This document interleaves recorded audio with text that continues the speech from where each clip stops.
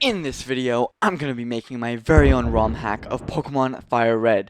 That means that I will be completely overhauling the game as I see fit, adding new Pokemon, changing the trainers' teams, rebuilding the overworld, and probably much more.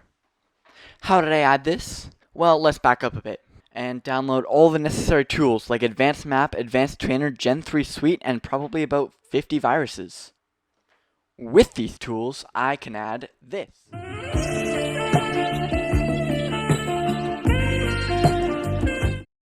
How? I'm glad you asked. All I did was make a sprite in pixel art, upload it, have it not work, slam my head against the wall about 35 times, and repeat until I get a brain aneurysm. You may remember Pokemon as being a simple little children's game. Well, not anymore. Exhibit A. Bugcatcher Sammy now has an arsenal of fiendish, flesh-eating bugs that turns the previously simple Viridian Forest into a fight for your survival against the brutal and ruthless onslaught of the merciless insects attempting to tear your body limb from limb until you bleed out so they can feast on their latest victim's flesh. Which reminds me, I basically terraformed the entire map, at least a little bit everywhere. Viridian Forest is one of my favorite places that I had remade. I also remade a whole lot of the other dungeons in the game, like Mount Moon, the power plant, and various other locations. I did so, not even because the original dungeon layouts were bad, per se. It's more like most of the people who are going to be playing this hack have probably already beaten the originals and maybe some other hacks. So the target demographic is people who already know these areas probably by heart.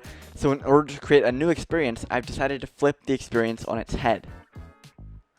My design philosophy for most of this was to make it kind of like a puzzle, where you could choose to participate or you could choose not to.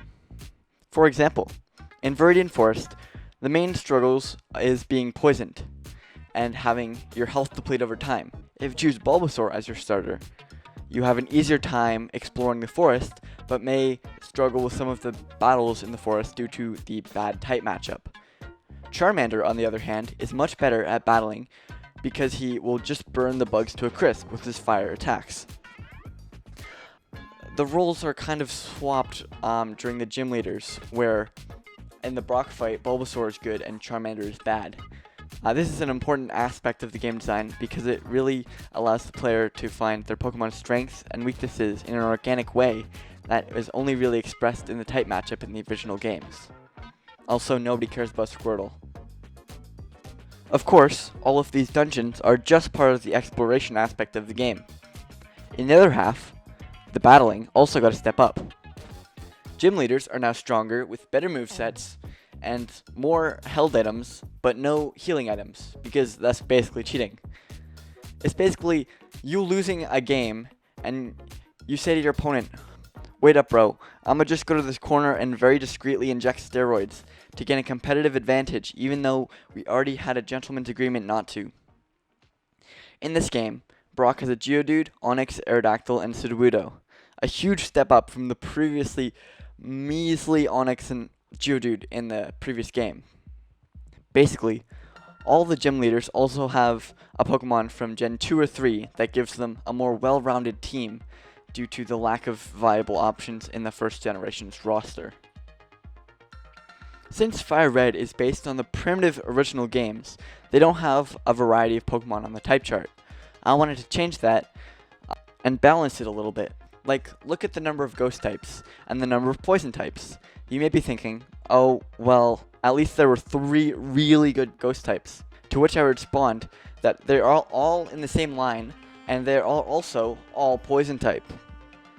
This is why I added a new pure ghost type Pokemon, and I think the most fitting ghost type that I could add to the game is the Queen, or should I say the ex-Queen, because she's fucking dead. Another thing is that Ghost is a physical type in Gen 3, but also, all the Pokemon in the base games are special attackers. So, being able to use a physical Ghost type will probably be pretty good for balance. She'll be on the Elite Four Agetha's team, too. Speaking of the Elite Four, as the final challenge in the game, I thought it would be fitting to give them a little bit of a power boost. So I gave them each many legendaries as the Pokemon allowed in 2005. And yes, Bruno does get the short end of the stick, as always.